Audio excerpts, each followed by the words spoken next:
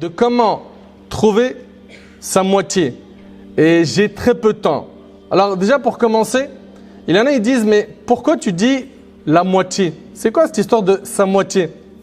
Le prophète sallallahu alayhi wa sallam, il nous a enseigné que quiconque se marie a accompli la moitié de la religion. C'est quelque chose d'énorme. Allah tabarak wa ta'ala, il nous rappelle dans le Coran concernant le mariage que c'est un immense bienfait. Il nous dit Azza wa Jal wa min ayatihi an khalaqa lakum min anfusikum azwaja litaskunu ilayha. Et parmi ces signes, il a créé de vous, pour vous, des épouses. Pourquoi? Pour que vous viviez en tranquillité. Ahbab al-Kiram, pour commencer, sachez que le mariage, c'est un immense bienfait d'Allah tabarak wa ta'ala. C'est un cadeau d'Allah, mais attention, pas à n'importe quel prix. À partir du moment où on a fait les bons choix, à partir du moment où on est pieux, on se rapproche au maximum de la taqwa, à partir du moment où on est régi dans notre couple par le livre d'Allah et la sunna du prophète sallallahu alayhi wa sallam. Ces couples-là sont extraordinaires. Vous avez bien vu que j'ai balisé mes propos. Pourquoi? Parce que ce n'est pas tout mariage qui est extraordinaire. D'ailleurs, tout à l'heure, mon frère Mehdi va en parler. Il y a des mariages où c'est beau au début, puis après, ça tourne au vinaigre très rapidement. Il y a des mariages où ils se supportent pendant des dizaines, des vingtaines d'années, et c'est des cauchemars. Et ce qui les empêche de divorcer, c'est qu'il y a des enfants. Ou bien c'est la honte. Parce que les gens vont me regarder comme étant quelqu'un qui a échoué. Fahbab al-Kiram, un mariage réussi, c'est un mariage qui a été fondé sur ad-din. Et combien de textes nous avons dans le Coran et dans la sunna du prophète alayhi salatu wassalam qui mettent en évidence l'importance du din dans le choix du conjoint et de la conjointe. Malheureusement, plein de frères et de sœurs, par leur faiblesse, car l'être humain est faible de par sa nature, il est faible. Certains n'ont pas pris le chemin que la religion a demandé de prendre. Pourquoi? Pour se marier. Et ils sont donc dans le haram, ils alimentent une relation illicite. Ils se parlent sur Snap, Insta, ils s'appellent, ils se balancent des paroles mielleuses à toute patate. Ça vous parle tout ça, n'est-ce pas? Hein? Ils sont là en train de se séduire, les jeux de séduction, les paroles mielleuses, etc. Puis qu'est-ce qu'ils font finalement? Ils sont en train de discuter ensemble sans qu'ils soient mariés. Ils sont isolés, seuls. Leur troisième, c'est le diable. Ça, c'est ce que le prophète sallallahu alayhi wa sallam nous a enseigné. Quand un homme et une femme s'isolent, le troisième qui est avec eux, c'est qui? C'est Shaitan. Et donc que tu t'isoles sur le net, sur ton téléphone avec WhatsApp ou une autre application, ou bien dans un endroit physique avec une personne étrangère à toi du sexe opposé, sache que tu es en train de mettre ta foi en danger, ta religion en danger. Et Allah tabaraka wa ta'ala, il nous a dit wala taqrabu zina. N'approchez pas de la fornication. Il n'a pas dit ne forniquez pas, il a dit n'y approchez même pas. Ça sous-entend quoi? Ça sous-entend que toutes les portes qui vont mener à ce péché, il faut qu'on les condamne. Et d'entrée de jeu comme ça, les choses vont être dites et elles seront claires. En islam, ça n'existe pas. Je sors avec une fille, je sors avec un copain. Voilà, comme ça les choses sont dites. Ok? Non mais Akhi, attends mais... Ouais, je veux bien, mais comment je vais me marier moi? C'est vrai que mon temps il est très limité, très court, mais on arrive. Le fait que vous sortiez ensemble, vous discutez ensemble, Akhi, t'as beau être pieux, et ce qu'on entend des fois c'est quoi? Non mais tu crois qu'on est dans le haram ou quoi? Tous les matins elle me réveille pour le fajr. Après le fajr, on lit 5 hadiths de Riyad al-Salihin. D'ailleurs même, je vais te dire un truc, on a acheté nous deux tafsir Saadi et on lit des explications de sourates. Masha'Allah. Allahumma barik. Ça c'est le début. Tu laisses 2-3 mois, c'est terminé, il n'est plus Riyad al-Salihin, il lit ce qu'il y a sur ses yeux. Mais c'est une réalité. Est-ce qu'on prend bien conscience que l'homme et la femme, ils sont faibles et surtout ils ont besoin chacun d'entre eux de quoi? De se compléter avec cette moitié dont on est en train de parler. L'homme ressent le besoin d'avoir une femme avec lui et la femme également. La règle c'est ça. Mais Allah yabarik fikum, mes frères, mes sœurs, vous pensez qu'on fait les choses comme ça sans regarder les règles de la religion? Vous pensez que la religion n'a rien dit à ce sujet? Vous pensez que la religion c'est que des ahkam rigides, des textes durs qui ne prennent pas en compte les sentiments des gens? Si c'était le cas, le prophète sallam n'aurait pas dit il n'y a pas une chose qui est meilleure pour deux personnes qui s'aiment que le mariage. Vous vous aimez? T'es amoureuse? Tu la kiffes? Mariez-vous! Mariez-vous! Il y a un petit jeune tout à l'heure, il m'a fait part d'une plainte de quelqu'un qui aimerait se marier. Il a 17 ans. Et vous savez que, voilà, à 17 ans, généralement, le papa, il va dire quoi? Ouais, Waldi, viens. Tu veux quoi? Ah, ma fille, 17 ans, au lycée. Barakallah alik. On dirait, wallahi, donne encore 5-6 ans à ton âge, reviens avec un petit boulot, un diplôme, et après on discute. Est-ce que c'est ça la norme aujourd'hui, oui ou non? Mais c'est ça la règle.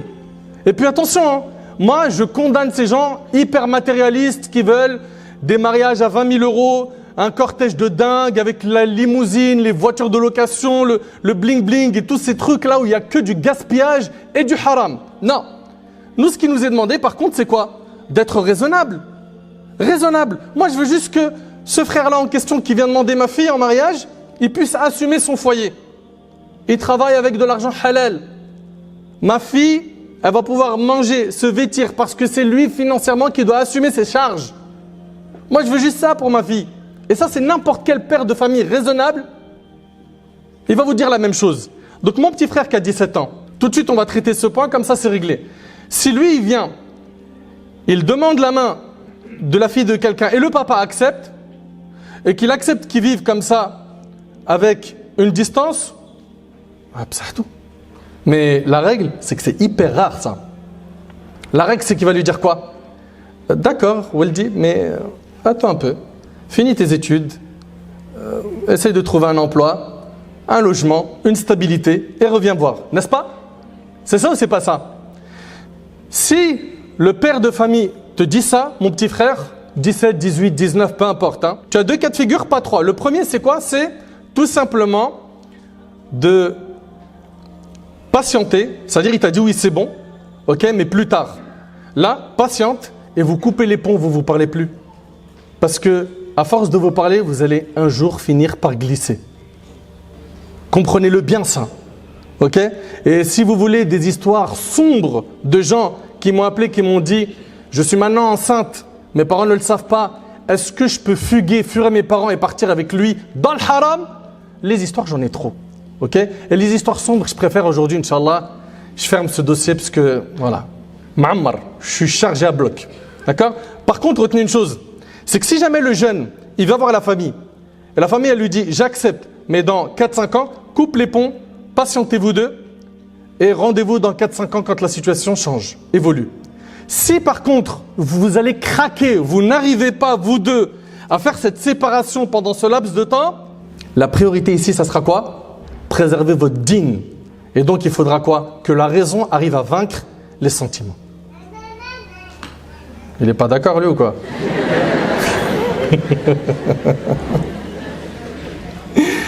Mes chers frères, mes chères sœurs, Ahbab el-Kiram, retenez que le plus important, c'est quoi? C'est de cibler la piété de la personne. Vous connaissez tous le hadith où le prophète a dit on épouse la femme pour 4 raisons, pour son argent, sa famille, sa beauté, sa religion. Et il dit quoi, alayhi salatu wassalam? Prends celle qui a la religion, que tes mains périssent. Et le hadith, il est rapporté par Bukhari et Muslim, n'est-ce pas? Et de l'autre côté, le prophète a dit si un homme vient vous demander la main de votre fille et que vous êtes satisfait de quoi? Sa pratique religieuse et de son comportement dans l'islam, offrez-lui votre fille en mariage. Autrement, vous répandriez la corruption et sèmeriez une grande discorde sur terre, et c'est rapporté par l'imam al-Tirmidhi. Donc on voit qu'au niveau de dîn, la première chose qu'il faut regarder, c'est quoi? C'est la religiosité de la personne. Et il y a un hadith qui est vraiment magnifique. J'aimerais bien qu'on le médite, Inch'Allah. Le prophète, il dit, les âmes, vous savez qu'on a une âme à l'intérieur, n'est-ce pas? Il y a le corps et l'âme. Les âmes sont des armées mobilisées. Al-arwah junud mujannada. Ma ta'arafa minha talaf. Les âmes qui s'entreconnaissent, elles s'attirent. Et les âmes qui se méconnaissent se repoussent. Avant de connecter ton corps au corps de cette femme, et là je parle à l'homme et la femme, c'est-à-dire quoi? C'est-à-dire avant de faire le choix en te basant sur le physique, le charme, la beauté, le beau sourire, l'élégance, etc., cible le dîn. Pourquoi? Je vais vous expliquer pourquoi c'est hyper important et pourquoi il y a plein de gens aujourd'hui qui vivent mal leur mariage et même ils veulent même plus entendre parler de mariage. Souvent, c'est le mauvais choix. On n'a pas choisi en fonction de ce que la religion nous a dicté. Le prophète il dit, les âmes sont des armées mobilisées, celles qui s'entreconnaissent s'attirent. C'est-à-dire quoi? Le frère il est pieux, la sœur elle est pieuse, les âmes s'attirent. Le frère il est pieux, la sœur ne l'est pas, ou l'inverse, les âmes se repoussent. C'est ça qu'il dit alayhi salatu wassalam. Celles qui s'entreconnaissent s'attirent et celles qui se méconnaissent se repoussent. Connecte d'abord ton âme, regarde si c'est compatible, si ça colle. Pourquoi? Parce que si tu t'es marié pour la richesse, parce qu'il a de l'argent, et ça on entend souvent ça, lui là, il manque de rien. T'as vu combien il gagne? T'as vu sa voiture? Ah non, mais moi dès que j'ai vu la voiture, j'ai signé. T'as signé pour la voiture. Après, qu'est-ce qui se passe? Il va se comporter avec toi comme si tu étais une marchandise. Il va se comporter avec toi comme si tu étais une marchandise. C'est moi qui t'ai acheté, c'est moi qui t'ai fait, c'est moi qui... C'est pas humiliant d'entendre ça, franchement. Ça, c'est pour ce qui est de l'argent. Puis, demain, il perd l'argent. Tu fais comment? Ça y est, c'est fini? Rupture, divorce? Ok. Pour la beauté, on s'est marié que pour ça. Attention, hein. Il faut bien évidemment qu'il y ait quoi? Une attirance physique de l'homme envers la femme. Des deux sens, il faut quoi? Qu'il y ait cette attirance. D'ailleurs, généralement, ce qu'il faut cibler, c'est 3 points. Écoute attentivement, s'il vous plaît. Le din, ok? L'éducation de la personne, et ça, généralement, on en a des bons échos quand on sonde les familles, les proches, les gens qui les connaissent, n'est-ce pas? Et 3, c'est qu'il y a un certain charme. Un certain charme, qu'elle t'attire, qu'il t'attire. Il y a ces 3 points qui sont validés, bingo. Ok? Là, bien évidemment, je parle des grands axes. Après, on va développer d'autres points. Fallah ibarik fikum. Quand vous avez le projet de vous marier, si c'est l'argent, sachez que l'argent, c'est voué à partir. Si c'est la notoriété, il brille sur le net, un jour, il peut ne plus briller sur le net. C'est comment? Tu lâches ce frère ou cette sœur? Si c'est pour la beauté, ok. Supposons que demain, ta femme, elle fait un accident de voiture, elle perd toute sa beauté. C'est le divorce? Comment on fait? Et si ça arrive à ton mari, il perd toute sa beauté, celle pour laquelle tu l'as choisi. Mais par contre, quand on se marie et qu'on a connecté les âmes, on est ensemble jusqu'au bout. On est ensemble jusqu'au bout, on ne se lâche pas. On se soutient. Je sais qu'elle a été éprouvée ou il a été éprouvé, il a perdu sa beauté ou autre, ou son argent, on est ensemble. Pourquoi? C'est le din qui nous a unis. Si tu t'es marié, ma sœur, pour la beauté, ou mon frère, sache qu'elle est vouée à partir un jour, par une épreuve ou autre chose. Ok? Et puis ma sœur, ce frère qui te veut uniquement pour ton corps. Mais ce n'est pas une insulte, une humiliation pour toi, franchement. La seule chose qu'il veut de toi, c'est ton physique. Ce que tu as dans la tête, ce que tu as comme valeur, ce que tu as comme éducation, il s'en moque.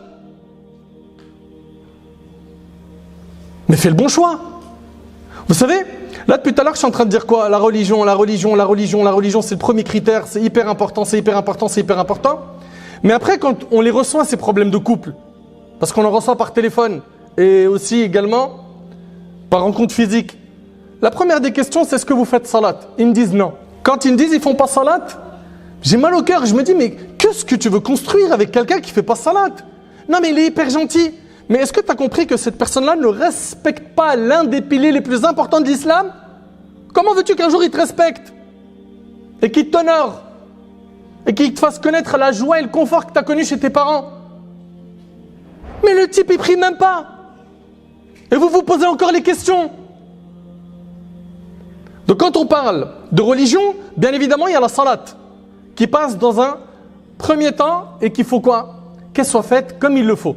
Alors, c'est pas oui je prie, je les rattrape toutes le soir quand je rentre du travail. Non. Et surtout salat al-fajr, c'est un indicateur. Est-ce que le frère et la sœur ils prient le fajr, oui ou non? Ok? Pour les frères également, qu'ils aient un contact avec la mosquée et un contact avec l'ilm, la science. C'est hyper important. Enfin mes frères, mes sœurs, le premier point, j'ai énormément insisté dessus, c'est le point de quoi? De la religion. D'accord? De la religion. Ahbab al-kiram, dans notre religion, quand on veut quelque chose, on la demande à qui? À Allah tabarak wa ta'ala, n'est-ce pas? Et des fois, on demande à Allah Azza wa Jal, mais ça ne marche pas. Et parmi les choses qui font que ça ne marche pas, qu'il n'y a pas de facilité derrière, c'est quoi? C'est l'absence de taqwa, l'absence de la piété. Plus tu vas travailler sur ton cœur, plus tu vas étudier la religion, plus tu vas faire des adorations, plus tu vas te rapprocher d'Allah, plus il te sera facile d'obtenir ce que tu demandes à Allah subhanahu wa ta'ala. Mais plus tu t'éloignes du chemin d'Allah subhanahu wa ta'ala, plus ça devient très difficile d'avoir son assistance, son aide, son secours, son soutien. Là, depuis tout à l'heure, j'ai détaillé 2 points. La religion et le comportement. Et ça va dans les 2 sens. Je parle ici aux hommes et aux femmes. D'accord? Maintenant, une personne va me dire, mais mon frère, ok, d'accord, très bien. Mais aujourd'hui, il faut dire la vérité. Elles sont où les sœurs? Les sœurs, t'as vu, je te parle des vraies sœurs. Pas les sœurs wesh wesh, t'as capté? C'est ce qu'on entend aujourd'hui. Hein. Et t'entends aussi les sœurs dire, les frères, frères pieux, Zama, ça existe encore. Bien sûr que ça existe. Après, excusez-moi, je vais peut-être vous choquer un petit peu, mais vous allez me dire, j'en vois pas, ben tu fréquentes qui? Qui sont les gens qui sont autour de toi? Si c'est des gens pieux, sache que du bouche à oreille, mashallah, il y a plein de portes qui s'ouvrent. Ok? Le mariage, c'est quelque chose qui est important. Le prophète, alayhi salatu wassalam, vous connaissez, hein, ce hadith où 3 hommes ils sont venus questionner les épouses du prophète, sallam. Il y a des hommes qui sont venus questionner les femmes du prophète sur son adoration. Puis il y en a, il a dit, moi je vais prier toute la nuit sans dormir. Vous connaissez le hadith, hein? Moi je jeûne sans m'interrompre. Et l'autre, il a dit, moi je ne vais pas me marier avec les femmes. Et le prophète, sallam, à la fin, il dit, je prie, je dors, je jeûne et je romps le jeûne, je mange et je me marie avec les femmes. Et il a dit, celui qui se détourne de ma sunna ne fait pas partie des miens. Ça fait partie de la sunna du prophète sallam de se marier. Mais on ne se marie pas n'importe comment.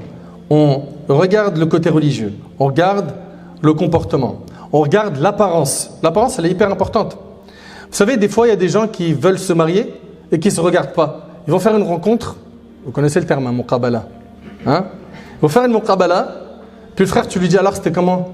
Tu dis, Wallah, je ne l'ai pas vu. Pourquoi tu ne l'as pas vu, akhi? Nahshem. Et la sœur, frère, ça va physiquement?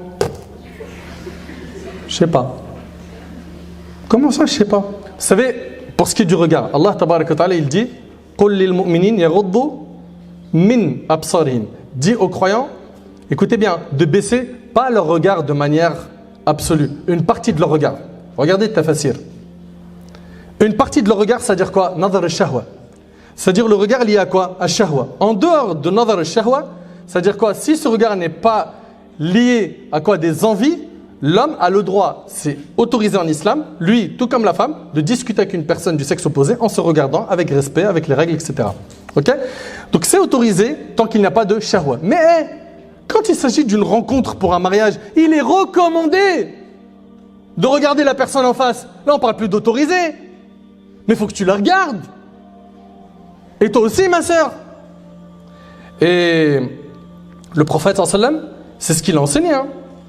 Pas dans un hadith, dans plusieurs hadiths. Il a dit au compagnon, l'as-tu regardé? Il lui a dit, va, retourne, regarde-la.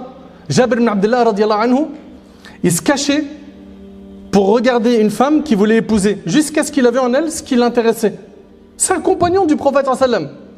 Vous imaginez? Donc, il faudra se regarder. Pourquoi? Pour que je trouve ce qui me plaît en lui, en elle, pour pouvoir me marier. Également, le côté financier. Le côté financier, on en a parlé tout à l'heure. Dans le hadith de Fatima bint Qais, radiyallahu anha, le prophète, il sait que cette femme, elle est demandée par 2 hommes, et il lui a dit quoi? Il lui a dit, n'épouse pas un tel, car il n'a pas de sous. Ne te marie pas avec lui, il n'a pas d'argent. Il ne va pas pouvoir quoi? Assumer le foyer. Donc, on voit bien qu'on n'a pas à être matérialiste, mais pas venir non plus sans rien du tout et dire, voilà, moi je veux marier avec ta fille. Ok? Et un critère qui est demandé, et ce critère-là, c'est une préférence et non une obligation, c'est de choisir une femme dans la mesure du possible qui soit vierge. Ok? Le prophète sallam, dans le hadith de Jabir qui est rapporté par le Bukhari, il lui a demandé, il lui a dit, mais pourquoi est-ce que tu n'as pas épousé une fille qui est vierge? Maintenant, il y a une question. Moi, quand je vais me retrouver dans une situation, je suis avec une femme, je suis en train de discuter avec elle de mariage. Je peux lui demander si elle est vierge ou pas? Si la femme, elle était mariée avant, forcément, bah, elle a eu des rapports avec son mari. Ok? Mais si cette femme-là n'a jamais été mariée, tu ne poses pas cette question, tu n'as pas le droit. Non, tu n'es pas sérieux. Mais donc comment je fais? Ça veut dire quoi, comment tu fais? À partir du moment où tu as mené une bonne enquête pour obtenir des informations sur cette sœur et que tout colle, tout est nickel et tu vois que ce qui apparaît c'est de la piété, khalas. C'est terminé. Non mais attends mon frère, mais c'est pas possible, il faut que je lui pose la question. Donc tu veux l'obliger à dévoiler son péché. Ça c'est autorisé ça en islam? De faire un péché, de dévoiler son péché? C'est pas permis. Vous avez remarqué une chose? J'ai dit quoi ici? J'ai dit qu'il était recommandé, d'accord, de choisir une fille vierge. Mais quand on regarde dans la vie du prophète, alayhi salatu wassalam, il n'a eu que Aïcha radiallahu ta'ala anha parmi ses épouses qui étaient vierges. La plupart de ses épouses ne l'étaient pas. Donc c'est pas une condition obligatoire. Mais ça reste quelque chose que le prophète sallam a quoi? A recommandé, a encouragé. D'accord?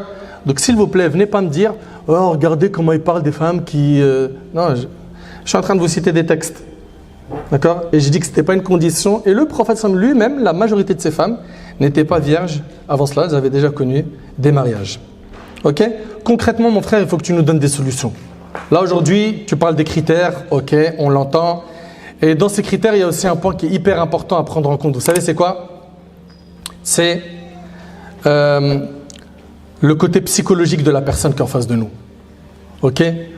L'analyser moralement, psychologiquement, l'environnement dans lequel il vit, intellectuellement. Tous ces points-là, c'est des points qu'il faut quoi? Décortiquer. Et généralement, ça se fait au bout de plusieurs rencontres qu'on fait. Mais mon frère, là, tu nous parles de rencontres, en même temps, tu nous dis qu'on ne peut pas s'isoler, donc comment on fait? Alors, je vais essayer d'aller droit au but, Inch'Allah. Écoutez attentivement, s'il vous plaît. Toute personne qui va lui-même aller dans les réseaux sociaux ou dans la rue, arrêter une fille, prendre son numéro, son snap, parce que c'est fini son numéro, hasra. Moi, je suis encore avec les anciens exemples, Mahdi. Je n'ai pas les mises à jour. Ils se parlent entre eux, ils disent, t'as un snap, t'as un Insta. Je n'ai jamais communiqué avec quelqu'un comme ça. Jamais. Mais bon, c'est comme ça qu'eux ils font. Et le muhim, les personnes qui échangent de cette manière-là, vous êtes d'accord avec moi qu'une fois qu'ils ont trouvé que la personne était intéressante, belle, marrante, qui colle, ça match, hein? Une fois qu'ils ont trouvé tous ces points, qu'est-ce qu'ils disent? Bah vas-y, on fonce, on y va. Très bien. Mais il y a un point qui est problématique dans cette histoire. Vous savez c'est quoi? C'est que vous ne connaissez pas la réalité de la personne que vous avez en face de vous. Cette réalité-là, vous pouvez la connaître par le bouche à oreille des gens qui connaissent ce frère ou cette sœur. Et c'est pour ça que ces gens-là, généralement, ils ont plein de surprises après le mariage. Tandis que, si on fait les choses inversement, le frère Abdullah, il veut se marier, d'accord? Abdullah, il craint Allah. Abdullah, il demande dans son réseau, les frères qu'il connaît, qui parmi eux, certains ils sont mariés, les femmes connaissent des sœurs, il parle également à sa famille. Des fois, c'est un peu compliqué d'en parler à papa et maman, les frères et sœurs, ou tout simplement, ils n'ont personne à nous proposer. Ben, on en parle dans notre réseau déjà, les gens qu'on connaît. Quand ils vont me parler d'une sœur et qu'ils disent à Abdullah, ben, tu sais quoi Abdullah, il y a une sœur, elle te colle, elle te correspond à 100%. Regarde bien, elle est dans la religion, de la même origine. C'est pas obligatoire, mais c'est vrai que ça rapproche énormément quoi, les relations familiales, etc. D'accord? Cette sœur, elle est pieuse. Cette sœur, elle est ceci, cela. Abdullah, il ne l'a même pas encore vue. Il a un paquet d'informations comme ça qui est solide. Et pas par un seul canal, par plusieurs canaux. Le jour où il va rencontrer Khadija, qui elle également, elle s'est renseignée de la même manière sur Abdullah et elle a eu un paquet d'infos. Mais avant de s'asseoir, déjà ils savent que devant eux, ce n'est pas des mythos qu'ils ont. Alors qu'aujourd'hui, quand vous allez tout seul à la recherche d'une personne et vous ne passez pas par un bouche à oreille, il arrive souvent, sans généraliser, qu'il se passe quoi? Qu'il y ait des déceptions derrière. Ah, il m'a caché ça. C'était un menteur. Donc le bouche à oreille. Attends, Smahli Nader, t'es sérieux là? Tu veux qu'on fasse comme les anciens? Ben, est-ce qu'on est d'accord au moins sur une chose? Les anciens, leur mariage, ils sont plus stables que les nôtres. Allô? Ils sont plus stables ou pas? Je vous dis, moi, tous les problèmes de couple que j'ai gérés, où ça fait combien de temps vous êtes mariés? Ça fait 4 mois. J'en peux plus. Mais ça fait 4 mois, Rabbi Hidik, ma soeur, doucement, attends, 4 mois, t'as rien connu du mariage. Le frère, ça y est, c'est fini. J'ai trop patienté. 4 mois. 4 mois. Mes chers, ils sont devant moi, ils savent de quoi. Il n'y a pas de maturité, il n'y a rien. C'est n'importe quoi. Donc comprenez, Allah yabarik fikoum, que le bouche à oreille, faire jouer ses réseaux, ça nous permet avant même de nous asseoir avec la personne d'avoir un aperçu complet. Il a ça comme vice, ça comme défaut, il est avare, il est ceci, il est cela, etc. etc. On ne s'est même pas encore assis, on a un aperçu, il est parfait. Maintenant, il faut quoi? Qu'on s'assoie, qu'on discute. Et quand on s'assoit, est-ce qu'il est obligé, le papa, de rester sur le même fauteuil à côté de moi, il est comme ça? Tfadal Waldi, tkallim. C'est pas obligatoire. La religion, ce qu'elle impose, c'est qu'il ne soit pas isolé. Il ne soit pas isolé, car le troisième, c'est le diable. Donc n'importe qui de la famille, homme ou femme, à partir du moment où il est dans la même pièce, ils ne sont pas isolés. Ah ouais, mais je croyais qu'il fallait un mahram. Mais on ne te parle pas de voyager, pourquoi tu me parles de mahram? On te parle ici d'avoir une tierce personne qui bride la discussion entre vous. Sa présence, elle vous freine. Vous suivez ou pas? Donc si jamais vous êtes en train de discuter, vous pouvez discuter avec la sœur, ok, dans un logement ou chez elle, chez toi, avec bien évidemment une tierce personne, ok, ou même à l'extérieur si les familles ne préfèrent pas que la rencontre se fait de cette manière-là. Mais s'il vous plaît, barakallahu fikoum, tapez à la porte comme des hommes, ne sautez pas par la fenêtre comme des voleurs. T'es intéressé par une sœur? Va pas, s'il te plaît, passer par derrière comme ça. Et tu cherches son numéro, son snap, et tu commences à la travailler, tu la cuisines à petit feu. Et de l'autre côté, c'est pareil. Arrêtez, craignez Allah. Vous croyez que le haram, ça a des conséquences mielleuses, mais depuis quand? Depuis quand? Ces gens-là, ils souffrent pendant des années. Donc, passe par quoi? Par la porte. Tape à la porte, annonce-toi comme un homme. Ami, salam alaikum. Ou par le biais de quelqu'un qui est intermédiaire. Je veux demander la main de ta fille. Et après les discussions que tu vas avoir avec elle, c'est pas une discussion ikhlas safi. Non, il en faut plusieurs.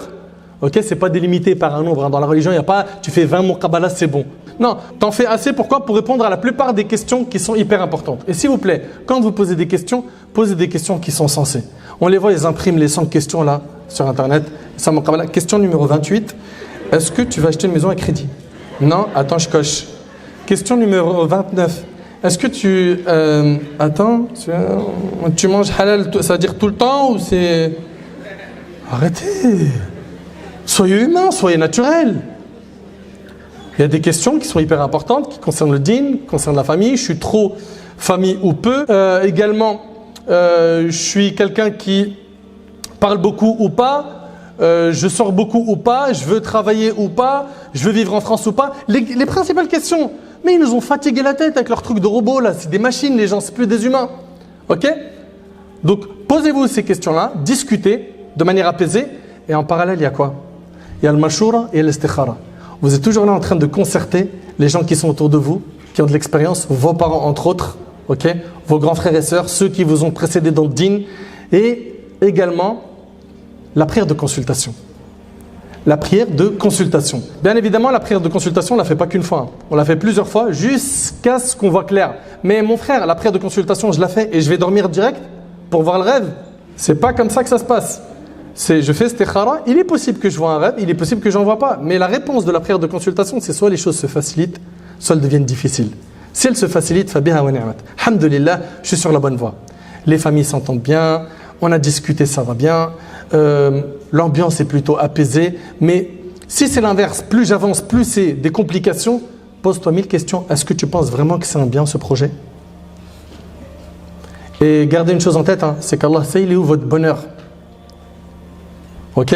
Il se peut que ton cœur soit attiré par ce frère ou par cette sœur et finalement c'est pas un bien pour toi. Donc multiplie les prières de consultation. Si tu vois que toutes les portes se ferment, mais comprends le message de ton Seigneur. Il est en train de te dire que c'est pas pour toi ça.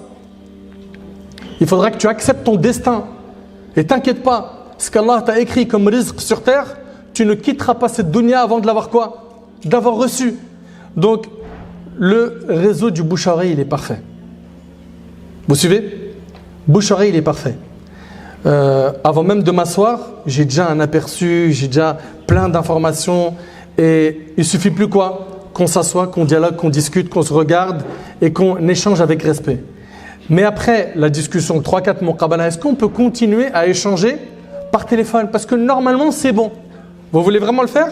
Mettez une troisième personne dans un groupe WhatsApp de votre famille. De cette manière, vous n'êtes pas isolé. Ok? L'idée, vous l'avez bien comprise. Tu t'isoles, tu mets en danger ta religion. D'accord? Il y en a maintenant, ils vont me dire, mon frère Nader, regarde, d'accord, je l'entends. Réseau, autour de moi, bouche-oreille. Eh mon frère, moi là où j'habite, c'est Sahara. Il n'y a ni réseau ni walou. Et voilà, les gens ils se connaissent tous, il n'y a pas le profil que je recherche. Comment tu veux que je fasse? Eh bien, il y a quelques années de cela, par la grâce d'Allah Azza wa Jal, j'ai été moi et un frère, Hafidahullah, un ami d'enfance, on a monté un site que beaucoup d'entre vous d'ailleurs connaissent. Un site qui justement a pris l'idée du réseau et l'a agrandi à l'échelle pas nationale. Ça a dépassé plein de frontières. Ce site, certains parmi vous le connaissent, c'est le site mynisf.fr, mamoitié.fr. Le site, il s'appelle mynisf.fr. Dedans, ce sont des milliers de personnes qui sont inscrites. Dedans, je l'ai supervisé pendant plusieurs années. Le mois d'avril dernier, j'ai lâché le côté supervision religieuse et je m'en suis détaché pour d'autres projets. Jusqu'à cette semaine, je parlais avec un des admins du site. Il m'a dit, on supervise 140 rencontres par semaine. Vous entendez ou pas? 140 rencontres par semaine. Avec des conditions hyper strictes. Pourquoi? Parce que dès le départ, quand on a lancé ce projet avec le frère Hafidahullah, on est parti sur un principe qui est le suivant. Toute sœur qui s'inscrit dans ce site, on doit la considérer comme notre sœur de sang. Si on n'est pas capable de la protéger comme notre sœur de sang, c'est pas la peine, on ferme le site. Et je tiens à annoncer 2 points. 1, c'est que je n'ai jamais été salarié de ce site. 2, jusqu'à maintenant, je ne le suis pas. Grâce à Allah subhanahu wa ta'ala, on a fait ça pour Allah subhanahu wa ta'ala, on en espère la récompense. Et le site, il tourne encore. Il relie des centaines de personnes. Les mariages, masha'Allah, tabarakallah, il y en a eu plein. Avant, je supervisais moi-même des rencontres dans mon bureau. Il y en avait des dizaines par semaine. Physique. Maintenant, avec Zoom, et vous savez que Zoom, ça a facilité énormément les échanges des gens qui sont éloignés, il y a 140 rencontres qui sont faites par semaine. Et c'est un moyen solide. Et je vous le dis tout de suite, toutes les personnes qui ne sont pas sérieuses, c'est même pas la peine de vous aventurer à rentrer dans ce site. Vous allez être éjecté rapidement. Aussitôt arrivé, aussitôt éjecté et remboursé. Non mais je vous le dis vraiment. Et wallahi wa rabbil Kaaba, j'ai juré par Allah, je n'ai aucune intention commerciale dans ce que je dis, c'est le wajhillah azza wa jal 100%. Il y a eu trop de mariages, trop de messages qu'on a reçus où les gens ils sont hyper contents. Pourquoi? On a juste agrandi le réseau. Il y a des fiches que vous allez remplir, puis après vous allez regarder les profils, il y a des filtres selon les origines, les âges, etc. Et si vous voulez rencontrer une personne, c'est un admin du site qui va lui-même se charger de vous faire cette rencontre avec une tierce personne. Quelqu'un de votre famille ou bien une tierce personne, etc. Et bifadlillah azza wa jal, c'est quelque chose qui marche très bien. Maintenant, ce n'est pas un appel à tout le monde doit aller sur ce site, non. Mais là, on est en train de vous proposer des alternatives. Parce que quand on ordonne le bien et on interdit le mal, on ne peut pas être là à dire c'est interdit sans proposer d'alternatives. Il y en a maintenant, alhamdulillah. Il y en a. Et grâce à Allah azza wa jal, je le répète, c'est hyper sérieux. Enfin, mes frères, mes sœurs, barakallahu fikum, retenez une chose s'il vous plaît. Celui qui va faire les choses dans les règles, sachez qu'il va obtenir la baraka d'Allah subhanahu wa ta'ala, la bénédiction d'Allah. Et toute personne qui veut prendre le chemin du diable, mais comment voulez-vous qu'il soit apaisé, qu'il vive une vie saine et bénie par Allah subhanahu wa ta'ala? Mais comment? Celui qui prend un mauvais chemin, forcément, ça paye mal. Ouais, mais mon frère, regarde, moi quand même, ça fait longtemps que j'attends. Continue à patienter et fais preuve de piété. Et invoque Allah. Et sachez une chose, si Allah tabarak wa ta'ala vous a écrit de ne pas vous marier ou vous remarier, c'est pas la fin du monde. Ce n'est pas la fin du monde. On fait les causes qui nous ont été autorisées par notre religion. Si Allah tabarak wa ta'ala me facilite, fa bien wa ni'ma, alhamdulillah, Allahumma lak alhamd. Si Allah tabarak wa ta'ala me facilite pas avec toutes les causes que j'ai faites de me marier, parce que un tel n'est pas mon origine, ou parce que certains disent qu'ils ne sont pas favorisés physiquement, patientez. Patientez, Faites preuve de piété. Ce qu'Allah vous a écrit, vous inquiétez pas. Vous ne quitterez pas cette dunya avant de l'avoir quoi? De l'avoir eu. Si Allah tabaraka wa ta'ala, il ne vous l'a pas écrit, patientez. Ok, fil Jannah, il n'y a personne qui est célibataire. Et le laps de temps sur terre, il est très court. Et regardez, pour ceux qui ont 20 ans, il est possible, j'ai bien dit, il est possible que vous ayez déjà fait un tiers de votre vie. Le prophète m'a dit, ma communauté vivra entre 60 et 70 ans, peu d'entre eux dépasseront cet âge. Ceux qui ont 30, 40, il est possible qu'on ait déjà fait quoi? La moitié, voire 2 tiers de notre vie. Allahu a'lam, on va vivre combien de temps? Mais le temps, le passage sur terre, il est trop rapide. Vous voyez? Donc le plus important, c'est quoi? Moi, je tiens à mes principes. Je faiblis pas. Je tiens à mes valeurs. Et commence à me dire, ouais, je t'aime, t'es la plus belle. Oh là là, quand je regarde dans tes yeux, je me noie. On dirait ceci, on dirait cela, ceci, cela. Ok, tiens, la porte de papa, elle est là. Marhaba. Non, non, pas maintenant. D'abord, j'ai besoin de te connaître. Mais fais connaissance avec moi, avec les règles qui ont été dictées par la religion. Vous n'êtes pas à l'abri. J'aimerais que vous enregistriez, s'il vous plaît, que des tonnes de musulmans et de musulmanes se sont fréquentés, ils se sont isolés sans avoir une tierce personne avec eux, et ils ont fini par tomber dans zina, dans la fornication qu'Allah a interdit. Wala taqrabu zina, n'approchez pas la fornication. Enfin, j'implore Allah subhanahu wa ta'ala de faciliter à mes frères et à mes sœurs de se marier. J'implore Allah subhanahu wa ta'ala de vous accorder la piété, de vous bénir, de vous protéger des troubles, de vous faciliter de tenir à votre religion même si c'est difficile. J'implore Allah tabaraka wa ta'ala d'accepter de votre part et de la mienne. J'implore Allah azza wa jal de faire de nous des gens salihin, muslihin. Il n'y a pas de recette magique, vous l'avez bien compris. Sois pieux, invoque Allah, fais preuve de patience, ouvre les portes qui te sont autorisées, fais les causes, et on vous en a cité quelques-unes. Si Allah tabaraka wa ta'ala t'a écrit de te marier rapidement, ou dans 5 ans, ou dans 10 ans, ou de ne pas te marier, il ne se passera finalement que ce qu'Allah tabaraka wa ta'ala a écrit.